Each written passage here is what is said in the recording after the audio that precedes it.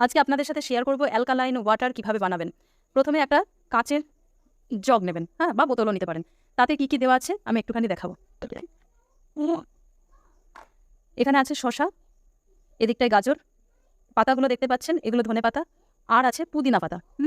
এটা তুললে আপনারা দেখতে পাবেন, এই যে পুদিনা পাতা দেখা যাচ্ছে, আর নিচে দেখুন পড়ে আছে লেবুর টুকরোগুলো। হ্যাঁ, এই যে।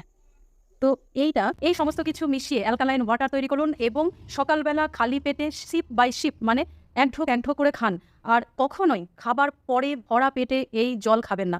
বোঝা গেল? ভালো থাকুন, সুস্থ থাকুন, আর শেয়ার করুন এই ভিডিওটা সমস্ত মানুষের সাথে। কারণ আপনি হেলদি থাকুন বা আনহেলদি থাকুন সেটা ম্যাটার করছে না, বডিকে অ্যালকালাইন নেচারে রাখতে হবে, এটাই মেন ব্যাপার। তো এটা রাখতে গেলে মাঝে মাঝে অ্যালকালাইন ওয়াটার আপনাকে খেতেই হবে। আর এই ব্যাপারে ডিটেল যদি জানতে চান তাহলে এই ভিডিওর সাথে আমার লিঙ্ক দেওয়া থাকবে, অ্যালকালাইন ওয়াটারের ডিটেল ভিডিও আমি বানিয়েছি, সেটা অবশ্যই আপনারা সবাই ওয়াচ করবেন। কেমন?